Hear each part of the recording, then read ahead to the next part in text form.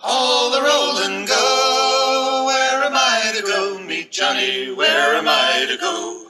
For I'm a young and a sailor lad, and where am I to go?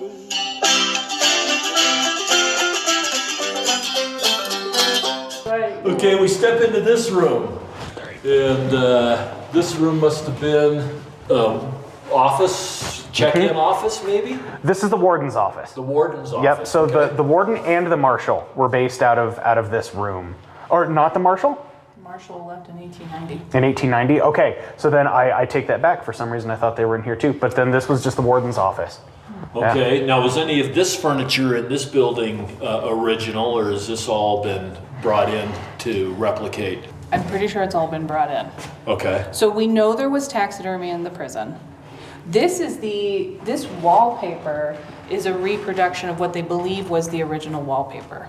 Okay. So when they were doing the restoration in the late 1980s, early 1990s, they did find like wallpaper samples, so they believe this was the wallpaper that was in here.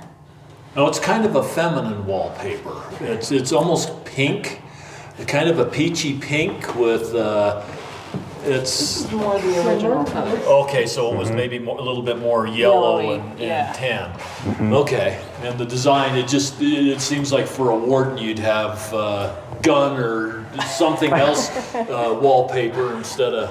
Yeah, this was, I think this was pretty similar to a lot of the Victorian Right. wallpapers where it's just got a lot of repeating pattern, a lot of like ornate, intricate designs on it, so yeah. And part of that Victorian style is actually very colorful, right? The early pictures we have obviously are black and white, so they don't show it. There are a lot of pinks and yellows and bright colors in Victorian design. So a lot of houses in a lot of places would have had it. Too, yeah. And then you've got a really nice lawyer's bookcase with some stained glass panels in them, a roll top desk, old typewriter, and then you've got a pretty nice mule deer buck and an antelope hanging on the wall, an old clock.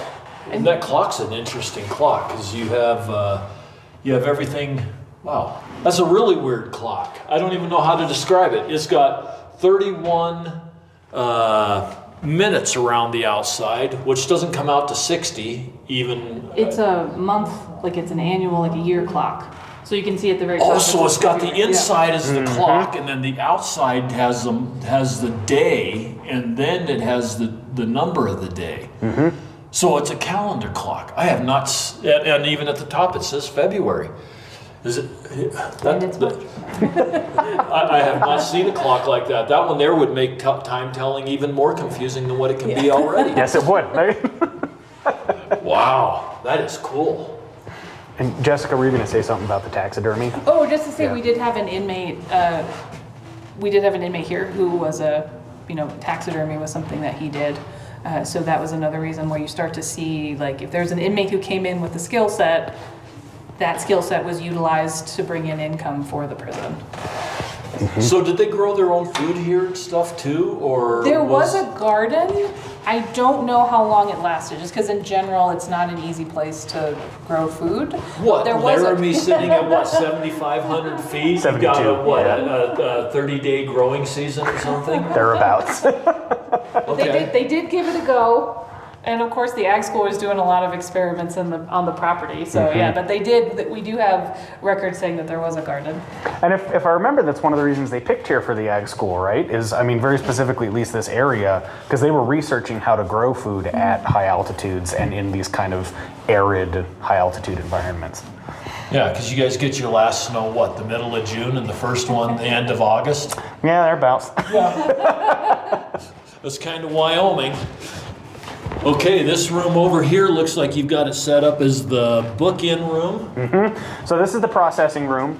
And I think Jessica's about to go unlock it. If you want to we can go into it. Oh, that'd be cool. But yeah, this is where they would have been introduced to sort of the rules of the prison, had their pictures taken. You're going to see pictures on the walls of a lot of our convicts, and some of those would have been taken in this space.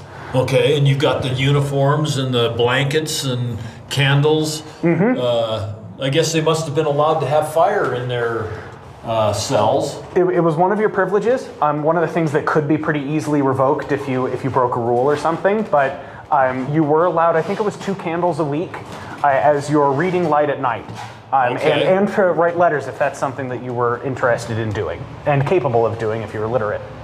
Okay, and you've got a stairwell that goes to the upstairs right here. This takes you up to the guards' quarters. Okay. So yeah, right up above us is where the guards' quarters were situated, and then down here is the processing space. Okay, and that's where they're doing all their work up there? Yep. Okay. And then you've got wool blankets. I'm sure that's what they were using at the time. Nice and comfortable. Probably a little bit itchy, but as long as you had your long johns on, you were okay. I'd imagine they were probably just wearing the black and white stripes. I would think. Or did They had undershirts on. Okay. Because you can see it in some of the photos. And were those made of cotton or wool or?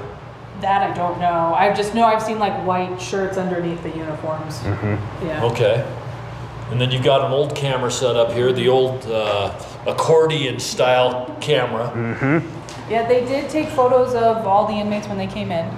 So they take photos, they would process them as far as identifying like scars, any sort of marks, if like what their religion was, what their education level was. So all of those things would have been noted on their intake cards.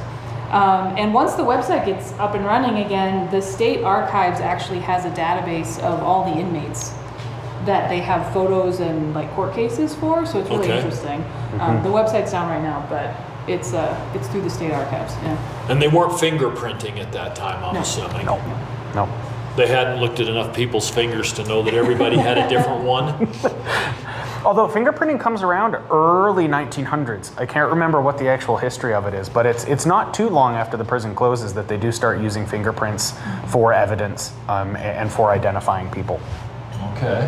Well, this is cool. And the other thing I do want to point out, just because it's pretty key to the prison's history, is just this rules and regulations. I pointed out just because it demonstrates sort of the Auburn prison system, which was the system that we operated under. It was a system developed in Auburn, New York. That prison was built in, was it 1812, 1817, somewhere around there.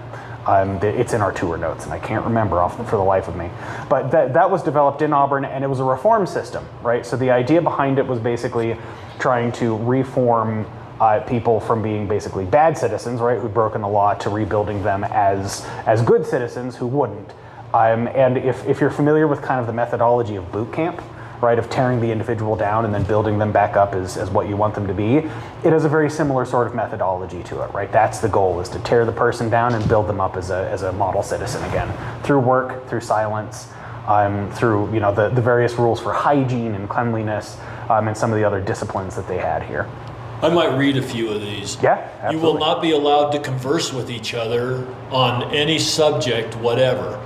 Conversation is allowed only when you work out of doors, and then only in relation to the work you are performing. You will not hold any conversation with visitors unless they are accompanied by either the warden or one of the guards, and not then without permission. You will be required to keep your cell clean and in perfect order, and each morning, immediately after rising, fold your bedding and place it on the head of your bed. You will air and dust your bedding twice per week, and at such times as you are ordered to do so, and will keep your bedding in perfect repair. You will be permitted to smoke and chew in your cell so long as you do not defecate, deface. Excuse me, you read that word wrong. Deface the floors and walls. That was going to come out all wrong. But also that one. That's true, you don't want that. Each cell will be provided with a spit box, which must be cleaned every day. When you are permitted to exercise outside of your cell, you will in no case step beyond the width of the cell door. If you have any requests to make, you will remain within the limited space until you have opportunity to make the request. At meal hours, you will be ordered by the guard to step from your cell, and when the command is given, march around the table in single file, taking the dishes numbered to correspond with your cell number, and then return to your cell in the same order. You will be allowed to write 1 letter per month and to receive letters every Sunday. All mail to and from you must pass through the hands of the warden. Reading matter will be furnished by application to the warden and must be returned in good condition. You will change your underclothing every Sunday and wash them at such times as you may be ordered. No excuse will be taken for not keeping yourself clean and in a healthy condition. Every Sunday. Okay. I'm sure by Saturday night they were dusting and cleaning quite well. The hours for arising weekday mornings is 5:30 prompt and Sunday mornings at 7. In cases of sickness, report to the guard at once, and you will be expected to understand the above rules. Any point not understood will be explained. Any deviation from these will meet with punishment. Good behavior is to your interest, as a record is kept of good and bad behavior.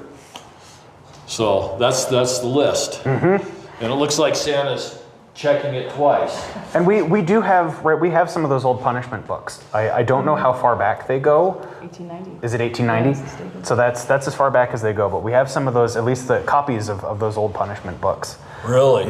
Dang. Well, you got to sleep in on Sunday. I guess that was so you could read your one letter that you maybe got and get ready for the day of having to wash all your clothes. Pretty much. It will change your clothes anyway. Okay. This is also cool. I noticed when I looked over here, you can look out the window. There's a window with bars, and you can see all the way down the hallway of the cell. And so I'm assuming the warden or the guard could hang out in here and keep track of what was going on. And you'll see once we get into the cell, there are guard towers as well. Where I don't think there was someone stationed there all the time, but if you had prisoners moving around the cell block or whatever it may be, you'd have your only armed guard in the prison in those spaces. Okay. So we'll get to see those too. Good. Well, where are we headed next? Okay. Well, we'll go over to the north cell block. Or do you want to look at the kitchen first, I guess, since we're here? Let's look at the kitchen. Okay, perfect. I want to see what these prisoners were able to be kept in line with. Well, this is a nice sized kitchen. It is. And this is the new kitchen, right? We'll walk past where the old kitchen was once we get into the north cell block. But this is the new one that they built in 1890. But there are just a couple of things I like to point out. You were asking how well they ate. And so we have all that canned food there to demonstrate that they were getting a lot of canned goods and various other sort of staples on the railroad, right? And so there was a decent supply of food coming in that way. The other part I like to point out is the dumbwaiter. Where that's what those little doors in the wall are there, and that's how they'd get food upstairs to the dining hall, which is up there. Okay, and the reason that they call them a dumbwaiter, if I'm correct, is that they have weights on both sides that will allow, let's say, 50 pounds of food to be able to be moved easy. I'll be honest, I actually don't know where the name comes from. That's not something I know.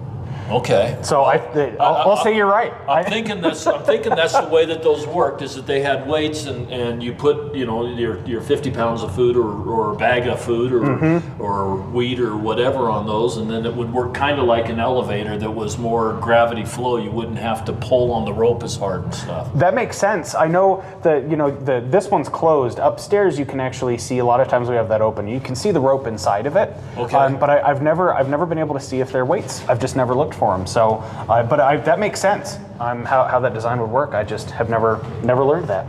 And now you've got a big stove in here. It looks like the writing on the front is a Majestic. It has 2 ovens, 2 sets of burners, along with a hot plate. Well, the fire's right in the middle, so it runs both of them. So that would be really hot right there in the middle for a griddle. And they must have been running it off of coal, because you've got a coal bin over there with lump coal in it. Yep. And so it was all cooked with wood, coal, heat.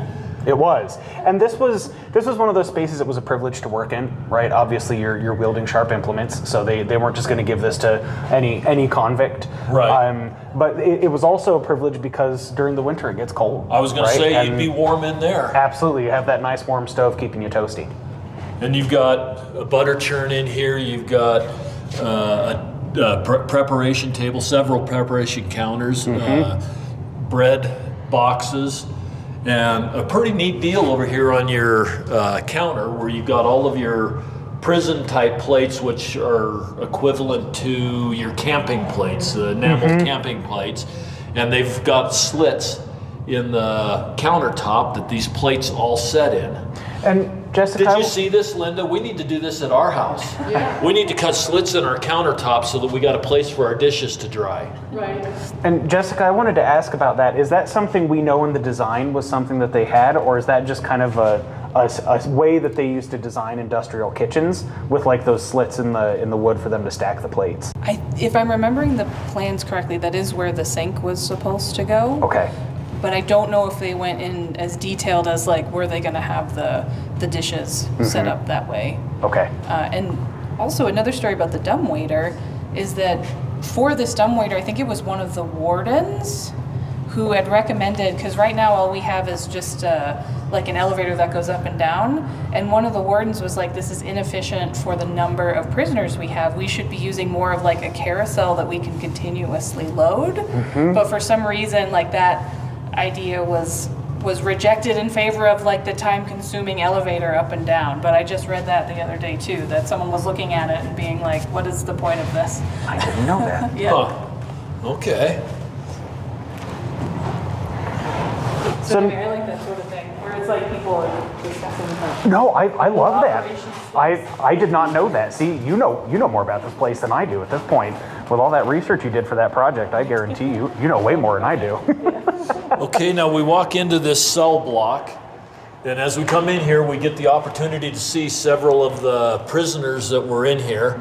They look like such nice, friendly people. I mean, it's an interesting one to start on always with Annie Cunningham, Allison Cunningham.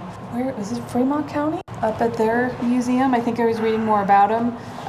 But he went to prison for murder, potentially for a murder that he did not commit.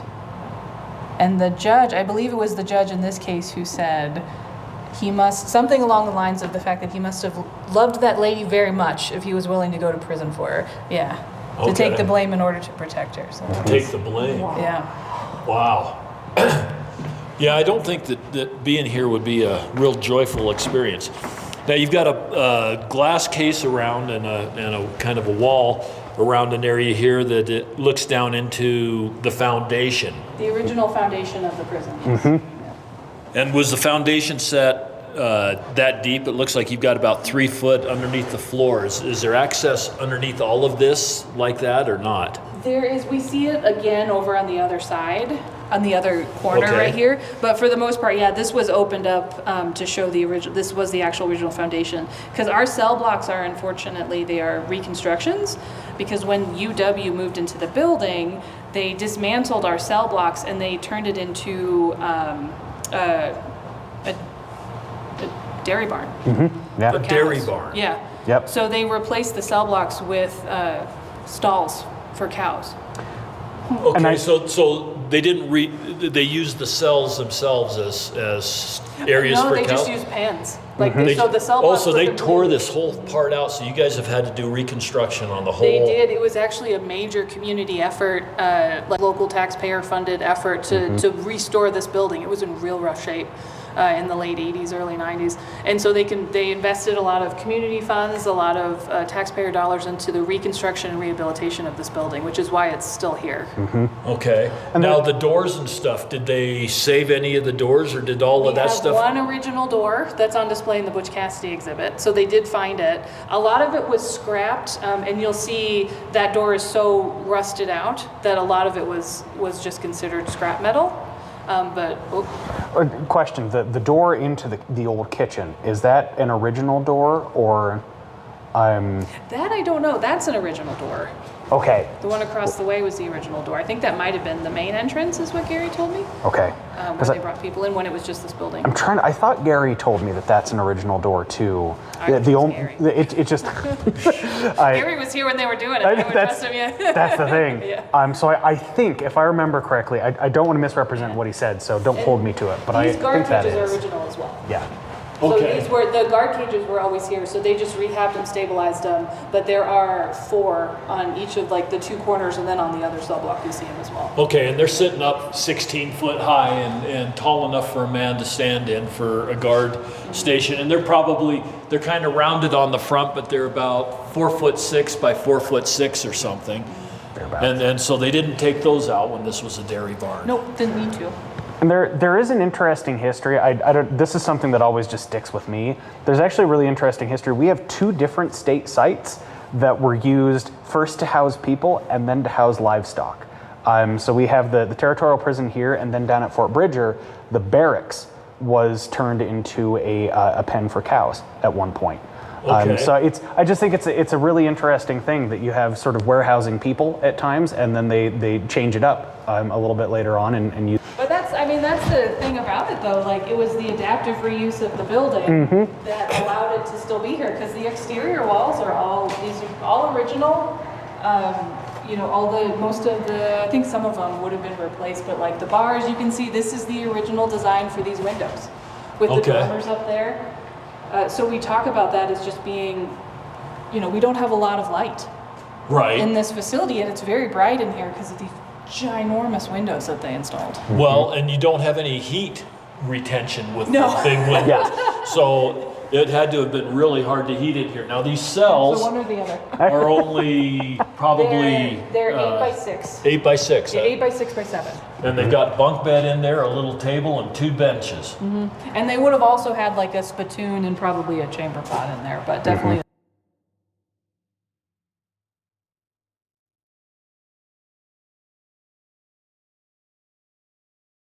Now, did they only get to empty the chamber pot on Sundays? I don't even know as a guard if I would have wanted that. Oh goodness, no. As it did. Okay, now we've got a cell in here that has that's dedicated to Mr. Pelton. Okay, and who was Mr. Pelton? So Clark Pelton was one of our convicts. Oh dear, I'm trying to remember what year it was. So 1877.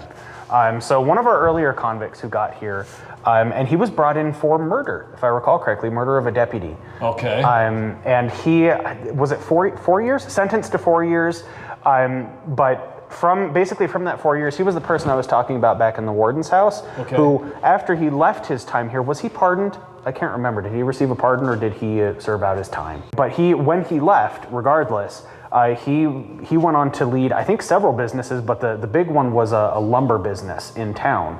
Okay. That became sort of one of the central parts of Laramie history, right? And so he's one of those figures that becomes a person who leaves the prison and becomes sort of a huge community figure. So they were able to reform some of the prisoners. Yeah. Yeah. That is awesome. It's very echoing here. So it was actually, and his family are the ones who, like, they've donated funds to, like, the restoration of the prison, and they really embrace this as part of being their family history, which is always nice. Yeah. Yeah, that's interesting that you take a prisoner and embrace it as part of my family history. Yeah. Okay, then we've got a thing here on prison escapees.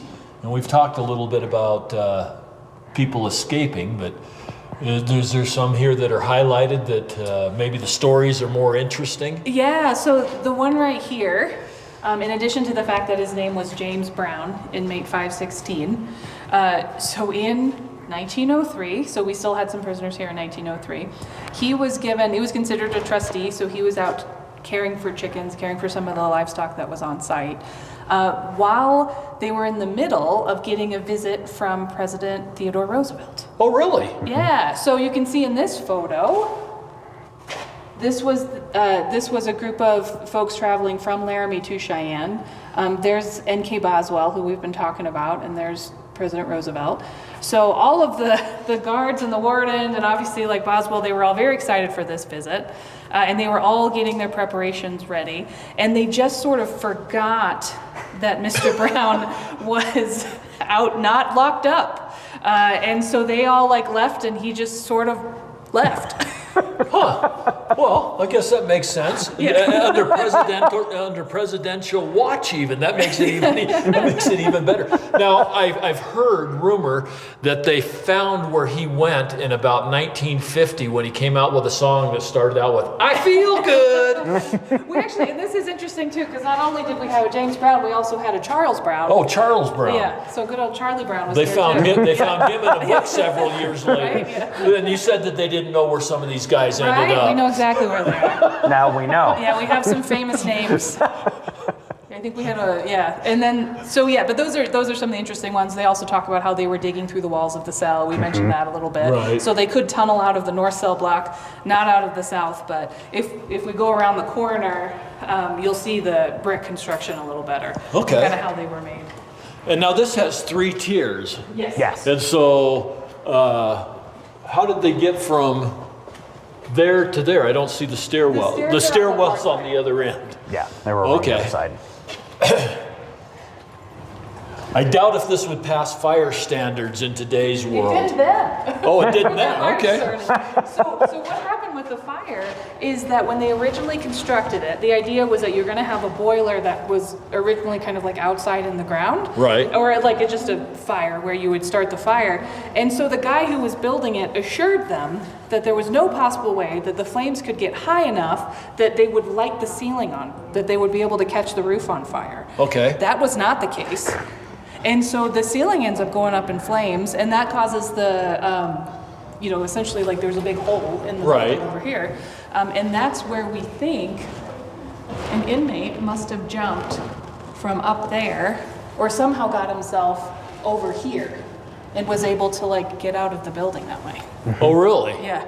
Another I almost escapee. don't believe it, but like that was in like reports at the time. Well, and you were talking the other day about the potential for like there was a brick structure built somewhere in this cell block. Around here, but I don't know where there's space for it. 'Cause Right, There was yeah. apparently somebody installed like a small brick structure where the guards were housed and where they might have had a little workshop before they built the industries building.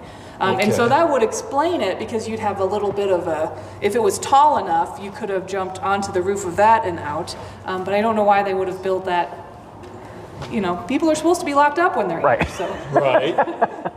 And so this right here is because our cells were removed.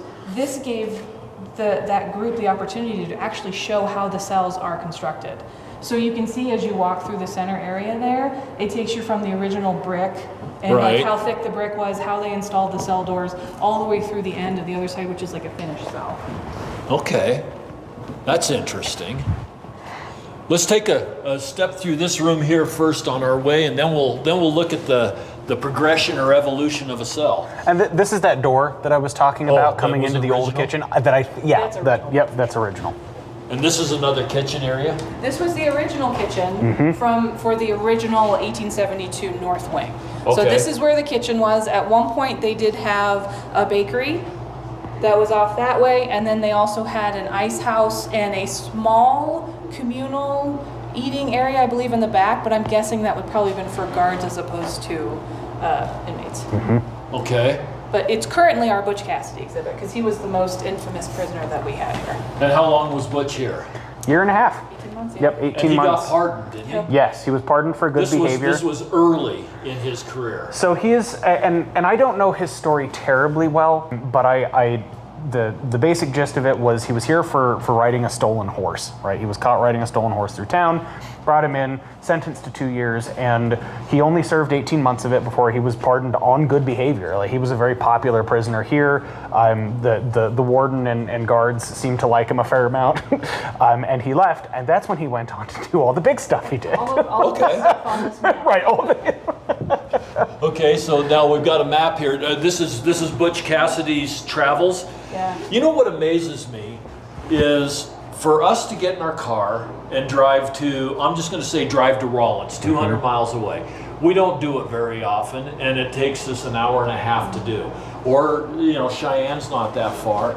But we don't travel that way, the way that these guys did. I mean, you look at these maps, they went all the way from northern Montana all the way down into southern Colorado, all through Utah, all through Wyoming, creating heists as they went, but they were very mobile and they went long distances, all on horseback. And just the trail drives from Texas to northern Montana with all of the cattle. And you're going, how long does it take these guys? Or the Oregon Trail, and you're going, what prompts somebody to say, I think I'm going to take the next 8 months of my life and jump in a covered wagon or ride off on a horse and go rob banks or whatever it is. It's amazing how much they traveled in those days. Well, and it's one of the interesting parts of the history here to me is there are a lot of people here who are small-time homesteaders, or people who showed up, came. I'm trying to think. The Snyders came out from Vermont. I can't remember the state, but all the way across the country came out here to set up a small homestead. And it's a really common story at the time. And we have quite a few people who came through this site who, in one way or another, did exactly that. And the problem with setting up a small homestead is you were already beat because the cattle barons were running all of this land as absolute free range, and they didn't want the homesteaders on the creek beds homesteading. And so you weren't just fighting the Indians, you weren't fighting the harsh environment, you were fighting the cattlemen, you were fighting the Wyoming state government. I mean, the Johnson County Wars went all the way to the capital of the United States. It's amazing what those people did to just survive. And to some extent, that's what the Snyders ran into, right? They got into a mix-up with a large landowner next door. And obviously their story, there's a lot of murkiness as to what happened throughout everything. But that's, they were mixed up in the exact kind of thing you're talking about.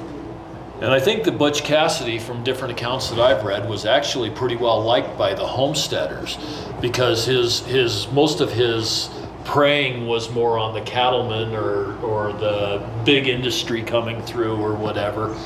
And if he spent a night at your house, you got a silver dollar. It definitely benefited to have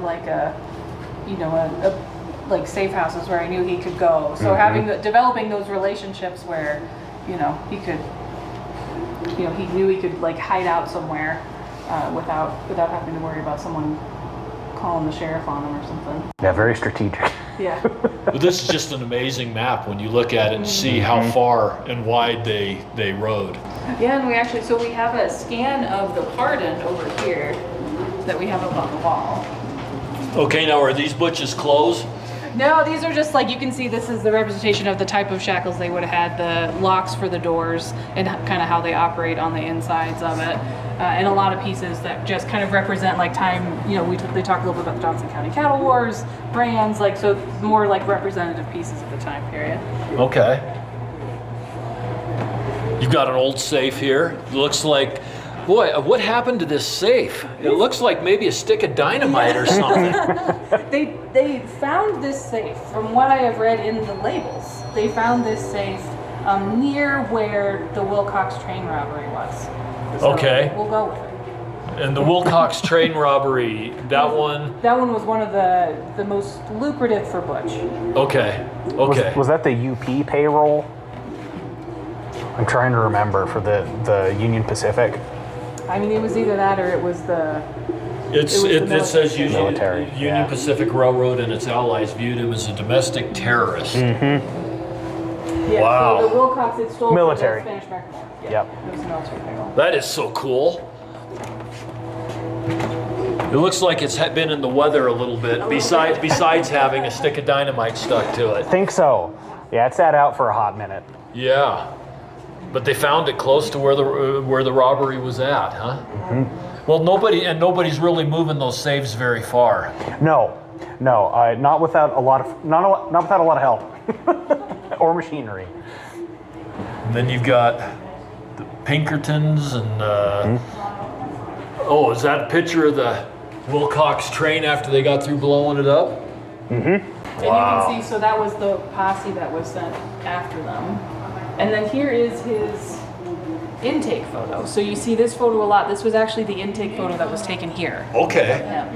And so then you can see he does have it looks like cotton to me, but maybe it could be wool. Yeah. That undershirt, but if you look right there, his knee, you can see the prison stripes on his knee. Right. And there was a while there where they did start to put when they were processing him, they started to put him in coats. Oh, okay. Some with I do think it's funny. He looks more comfortable than almost any of our other convicts in their pictures. He's just kind of got his leg up, Casually sitting in the chair. This is interesting because you've got a lot of old pictures of the railroad cars or the banks that were robbed, the railroad cars that were blown up. You got a stick of dynamite in here. Hopefully it's not loaded. Nope, that one's real. Okay. Like to keep it around just to keep people on their toes. I'm gonna walk tenderly by here. I hear that stuff gets more unstable the longer it sits. And since it's been here since 1873, I'm sure that replica. They made that one in the cigar factory, right? Wow, this is just really nice display of the whole Western outlaw pictures and cemetery. So this is, so this part of it talks about the legend of Butch Cassidy. So the idea, like, did he go to Bolivia? Some people think, the end of the movie where they have the shootout, and then other people think he actually made it back to California. And so there's a lot of, there's a lot of different stories out there because it is that, it plays into that legend of what happened to him because we don't know absolutely certain. But this is where that's set up, supposed to be like Bolivia. And then you can see like the legacy of just in the pop culture. Right. Yeah, movie posters and toys and hey, I like that one. That's a cookie jar. And here is that cell door that we talked about. So this was an original cell door that was found on the property. Okay. Now, did Mom get mad at you for stealing cookies out of the Butch Cassidy's cookie jar? That's why she locked it in the case. We put some of the dynamite in there. Oh, this is just so cool. You got posters of several of the firearms that were being used at the time. Such a nice display. This is such a cool museum. Yeah, they did it. Uh-oh, you got a Chinese prisoner in here too. He was Native American, and I'm Native trying American. to remember. I think Shoshone. Do we know? It was on the Wind River. I can't remember if he was Eastern Shoshone or Northern Arapaho. Okay. So I'm so sorry. I don't know that. Well, it says that he was sentenced to the penitentiary. He said he killed his wife because she broke his rifle and that he could not go hunting. He remained in prison until 1903 when he was transferred to the new state penitentiary. And I believed I think he did die in prison. Huh. There. I believe so. Yep. Okay, so now we're walking along and we're looking at the evolution of a prison cell and how it's built and how everything comes together as far as that's if you actually security. And then this section should take you up to the second floor. So right through the guard cage right there is where the dining hall is up on the second floor. Okay. Now we'll come back another time and go through that one. That's all completed. And you can see one of the old windows to the outdoors before they built the middle wing. So that's kind of what that little segment is showing you is one of those spaces. Where they closed it in when they built the addition. That's kind of neat that they just kept building further and further as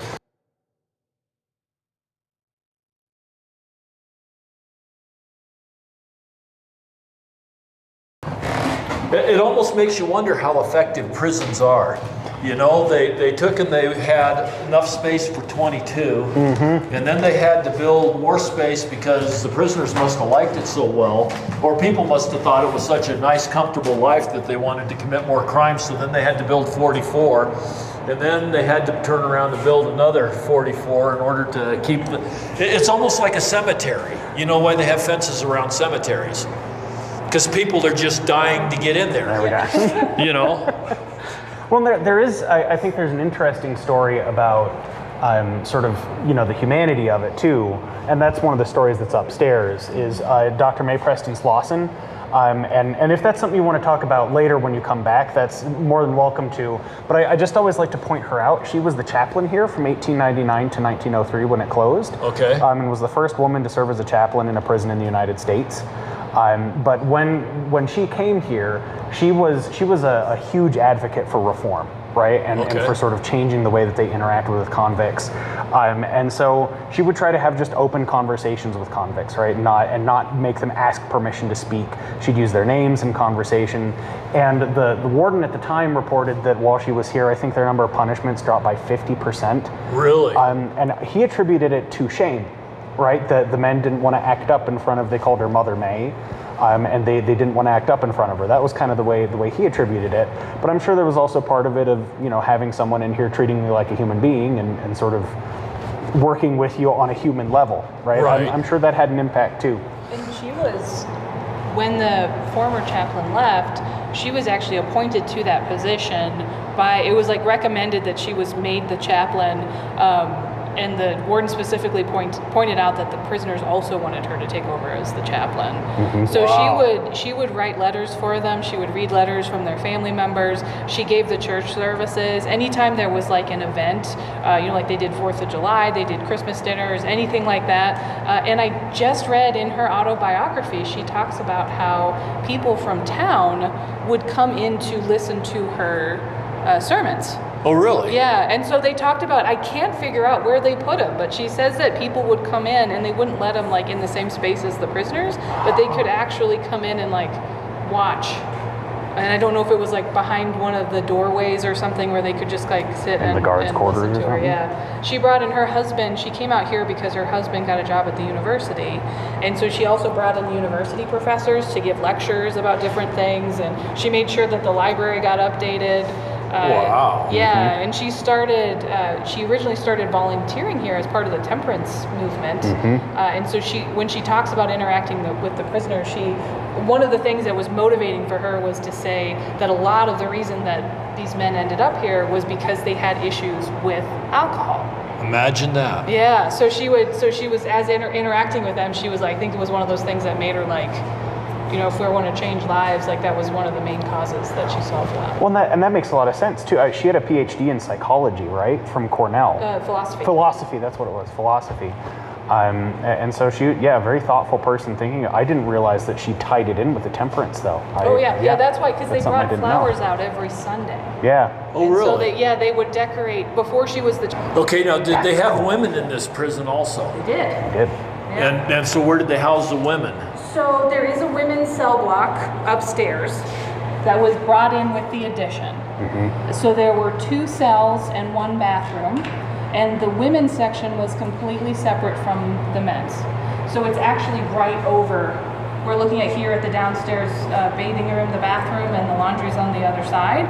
So if you were to go up and cut across through there on like a little gangplank over, you'd get to the women's cells over there. Okay. And so how many women were incarcerated here? Was it? 12. One of them came back twice. So she liked it that much. Not particularly, but yes, she was back twice. Because the original count we had was 13, and then I think at one point they went back and realized they just had one person twice. So just 12 out of 1,063, if I remember correctly, admitted into the prison. 12 women. And before we had the addition, the women would be in the cells, and so typically they would isolate them on the level. So if men had to like start doubling up because they had a woman come in, and that was one of the reasons, because originally the thought process was like, oh, you don't have to worry about women. There aren't any women who are going to end up in prison. Right. And then there were women who ended up in prison. I can't believe that there's bad women. I mean, that's unfathomable to think that there are evil women out there. It's so weird, right? Yeah. And so and sometimes it was like women who were being held for safekeeping while they were awaiting trial, but they still needed a space to keep them, so they would bring them here and they would put them up on kind of like their own level in the north cell block. Okay. And then this area in here is the bathhouse. Yes, there was a bathroom. Oh And boy, this is getting bad. I have seen the plans for this building, and this was a bathroom, and there are actually 4 tubs, and there were like the 2 outhouse urinals. style commodes, and I think there were actually 6 urinals, but our walk-in space has taken a little bit of their their urinal space right now. Okay, so how did this work? There's 4 tubs. Did you start in one tub and get clean, and then go to the next one and Get get your rinse clean? cycle in. And then when you finally got out the back one, you were clean. Yep. And then the next prisoner got to go through the same. Yep, yeah, all nicely perfumed. And Bath salt. I wonder if they drained the tub between baths. it's a good question. I don't know. Depending on what the pecking order was. I know I did read something about them, about the same time they put in the boiler, the new boiler, they hooked up to the city water as well. So Okay. for a long time they were pulling off of a well, and they actually kept contaminating their own water supply with the latrine, where they were dumping all their chamber pots. They had trouble with that for years and years and years. And then in the late 1890s is when they finally got the prison hooked up to the city water. Okay, so are we about done in this area? We're close. So right behind you is the dark cell. Oh, So this is what a dark cell would have looked like. This was a form of punishment here. They did do solitary confinement. I believe that the dark cell was actually located up on the 3rd floor, but you can see how it operated where all of these other bars are cross-hatched, but this one is completely solid with just the door to like put food in and out. But this was, we read about people getting put into the dark cell a lot. now the next question I have with that is the mental hospital was in Evanston, correct? So as soon as they took them out of the dark cell where they had absolutely nothing but themselves to talk to for weeks on end, did they just go ahead and ship them down to the mental institution? Because that's probably where I'd need to go. I don't know. The longest I think I've ever read of someone being put in a dark cell, I think was a week. Oh, really? Yeah. So it wasn't supposed to be like solitary confinement like in some of the is it Pennsylvania style, where they would just be isolated like the entire time. So the dark cell was more of like a targeted, you went in there for a week, you went in there for 2 weeks type of thing. Well, I'll tell you, after having been to the Montana Territorial Prison, if I was Butch Cassidy, I would have kept all of my crimes in Wyoming and not gone to Montana. Yeah. Because Montana was wicked. Yeah. I mean, that prison up there, I don't know if you guys have toured that one or not. I have not. They had no heat, they had no cooling, and they had cells, those ones that are down in the basement, they would lock people in there for months. Yeah. And there were actually no executions on this site. So most of that was in town if it needed to happen at all. Right. But I don't even know of the prisoners we had. I've never come across a prisoner who was sentenced to an execution. Yeah. And you've got light light in here. The prison in Montana does not have anything in the way Yeah, of you look light. into the cell and It's- it's nothing. It's an abyss. It is horrible. Yeah. Yeah. And this is, so you'll see just really quickly behind you, so that's Carolyn Hayes. She was our one inmate who, female inmate who came back a second time. And then over here are Pearl and Gertie. And so Pearl was the woman who was pregnant. They found out she was pregnant after she was brought in. And I think they were originally, I believe, sent to Rollins because they were right on that cusp. And then when they found out that she was pregnant, they decided to send them back here because they did actually have the women's section set up. Okay. And it was from here that they were pardoned. Interesting. And these cells, these stairs lead up into the infirmary, which there is a pass-through door that takes you into the women's section. So if you are interested in seeing that, I can take you up into this section if you would like. Well, we're running an hour and a half now, and I want to go see the Broom Factory. let's go. Yeah, let's do So it. I'm going to pass on this one right now. The last thing, do you want me to show you the locking system on this? Sure. It's an interesting piece of the engineering over here. So if you want to, and let's see, it looks like they have it locked. So if you want to unlock the cells, you actually come over to that lever there. Oh, and it unlocks the whole row. So that's the Z bar. Okay. And then if you want to lock a cell, you just give it a push and it moves those bars in front of it. And what happens if you want to just let a single prisoner out? That's what your padlocks are for. Okay, so Yep. then there's a single door. Wow.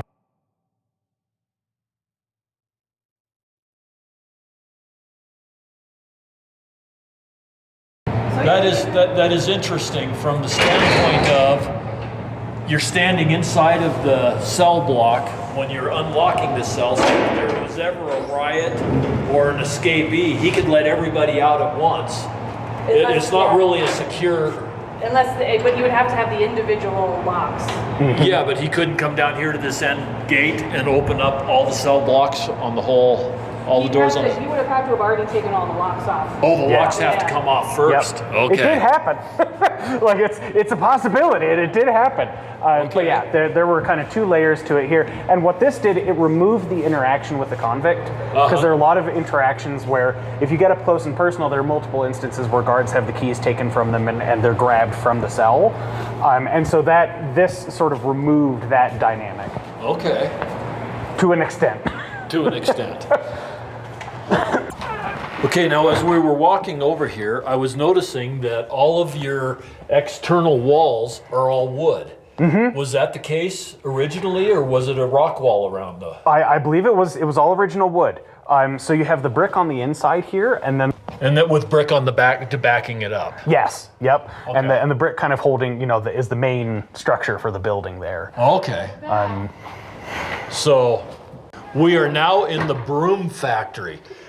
How much of this is original to here? Did they bring most of it back in? We believe there's some equipment around the corner that we do have a few pieces that we believe were from this area. We actually use these pieces, so these have been refurbished. Okay. But we don't think they are original to the prison, like those other pieces that we don't use. And this was the original piece of this building, was just this small brick section, and this whole, there's a little bit more, and then the L that goes down was a later addition, but it was still the Broom Factory. It was just a later addition. Okay, and you've got handles stacked up on racks. You've got big bundles that are probably 3 foot in diameter that are all of your bristles, I guess is what do they call those? Broom corn, is the plant that actually makes it up. Okay, does it grow an ear of corn, or is it just It's actually sorghum. So it's actually sorghum, but it does grow. It sort of looks like a corn stalk. Okay. But there isn't any fruit, I guess, at the end of it. It's just the seeds. And so you can see there's a piece of the dried broom corn right there. Okay. And so part of the process was to remove all these seeds from the stalk, and that's how you ended up with your... Okay, was there a use for the seeds, do you know? I don't know if they just would have used it to replant and grow some more broom corn, but this is what we would end up with that we used to make our brooms out of. And then they would dye it? We dye it because we think it looks pretty, but I don't think they would have been doing any dyeing. So there's... Okay.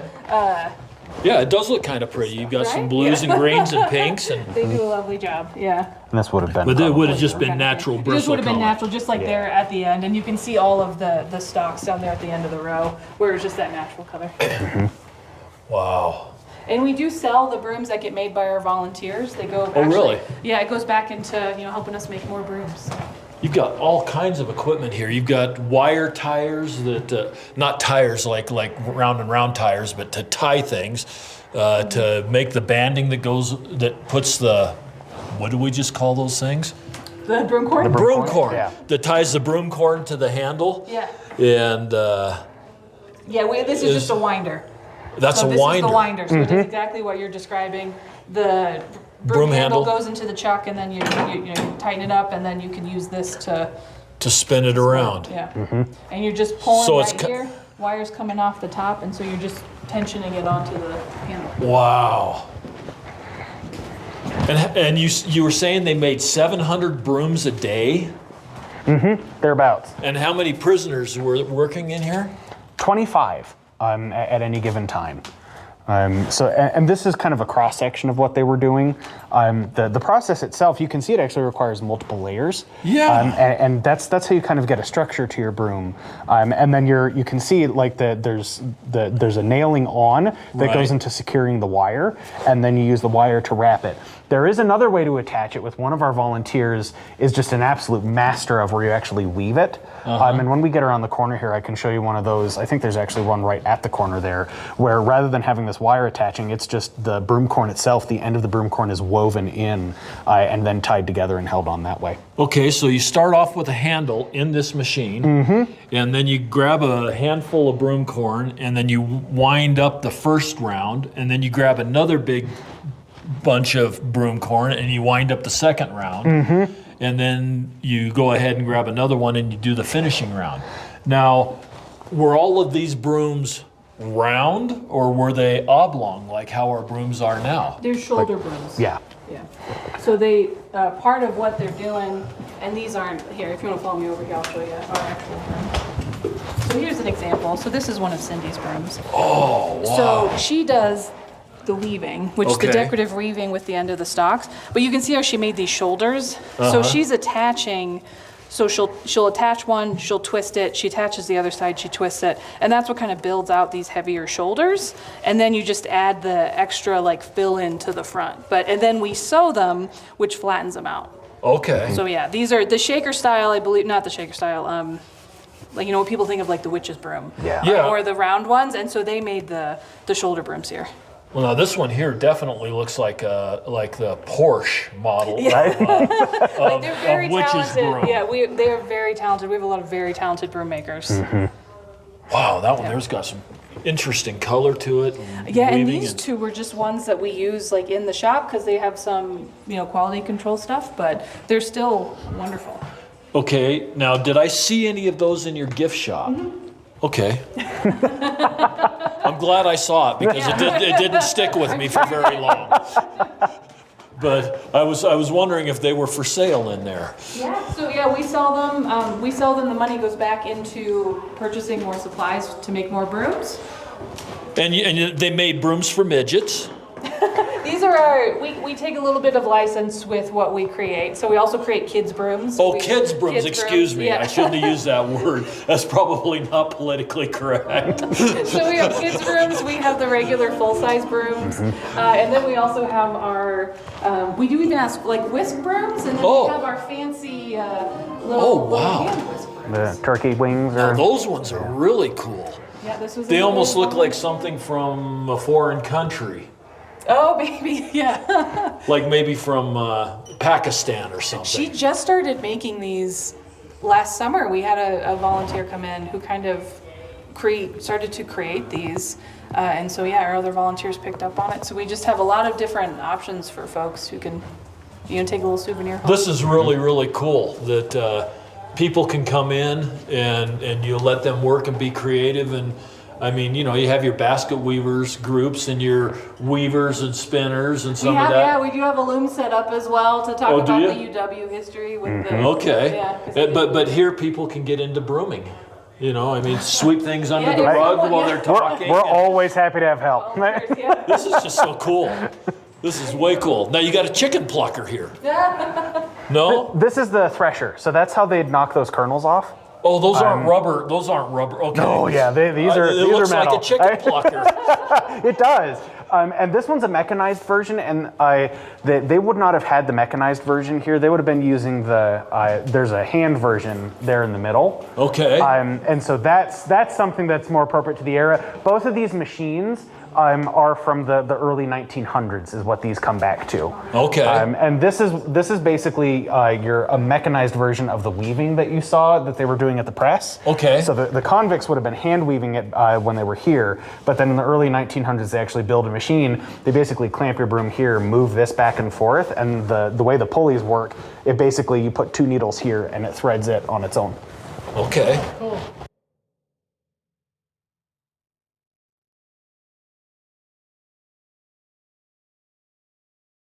There we go. Look at that piece.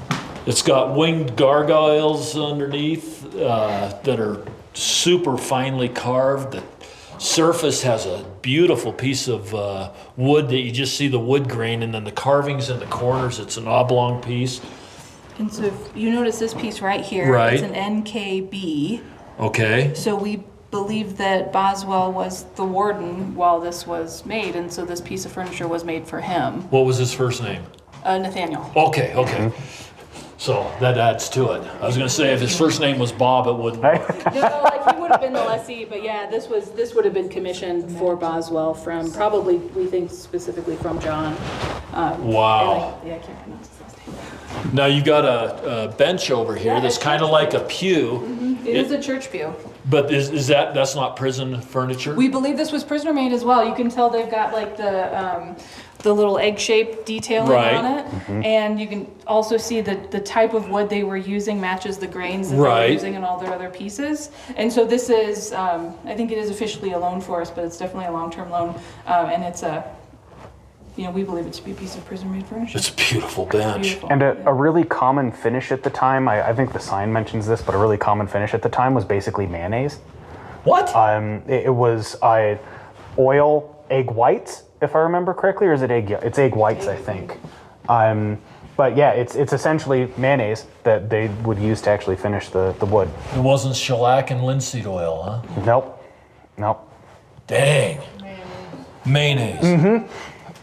You know, I don't like mayonnaise, so that would be the perfect use for it. I could spill a bottle of mayonnaise on there and not even cry about it. Hey, honey, grab the paper towels. We're polishing the furniture. And then you've got the horsehair braided halter here. Yeah, and if you were up in Montana, they probably talked to you about the different patterns. So we do believe that the Laramie pattern was more the traditional, just black and white. Okay. Which is what you see here, the very simple, well, it's not simple, but like just there aren't a lot of colors to it, there's no lettering, it's just the black and white patterns. Yeah. Wow. This is just so fascinating. I would have, like I said at the very beginning, I would have thought a license plate factory, but I never would have imagined a broom factory at the prison. I say a broom factory and many other things over the course of the 30-year history. So. Yeah. Wow. Okay, now before we finish this out, let's talk just briefly about the University of Wyoming, the buildings that they have added here, and kind of what you have to offer people when they show up here that way.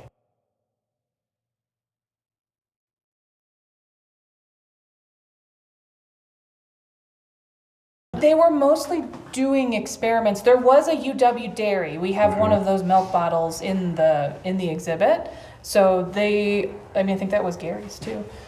So they did, I think they did sell the things that they produced here, but mostly it was here to try to figure out yields, health of animals, how to deal with the climate, the soil. So a lot of the things they were doing was to contribute to how do you improve agriculture in Wyoming and in the US.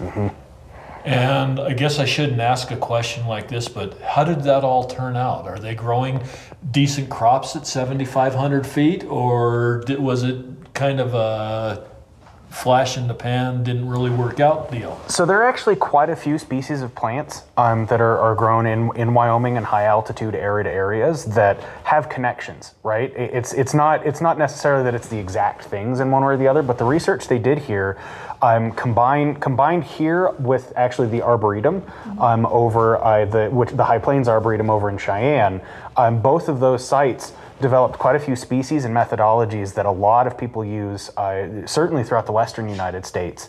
It's something that their science contributed pretty heavily to being able to grow more productive crops and better yields even for livestock. They did a lot with sheep. Wyoming, I just found out recently, Wyoming has their own sheep breed. Yeah, Oh, really? The Columbia sheep breed. They did a lot with the Rambouillet sheep breeds here, so they were doing like cross breeding of different sheep just to see what could potentially, they're talking about wool yields, those sorts of things, like, how do you get more meat production? So those are the types of things they were figuring out here. And that they're still doing that today. There's still the ag school today. So it's Right. continuing on just.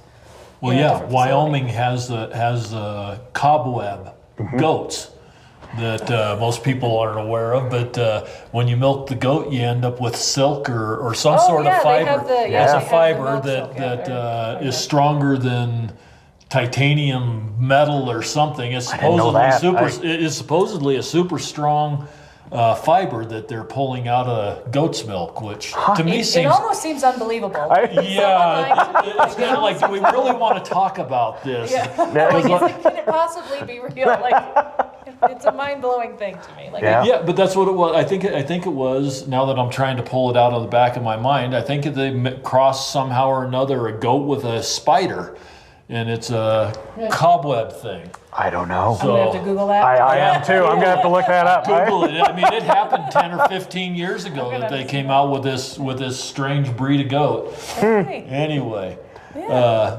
so I guess we'll go ahead and finish out the podcast. This has been absolutely wonderful. Do you guys have a website? We do. You can find us if you go to the Wyoming State Parks website, and you can just look for the Territorial Prison site. Otherwise, it's a mouthful to get Okay. there. Yeah, just wyoparks.wyo.gov. No, yeah, gov. Okay, and if you're in Laramie, Laramie's not a big town. It's a college town, of course. But if you just drive around until you're really lost and look off to the left-hand side, you will see what definitely looks like the prison with the jail wagon in front of it. That's where you go. Yeah, yep. I just know that we were driving around yesterday and we went, hey, there it is. And there's people going inside and the website said it was closed.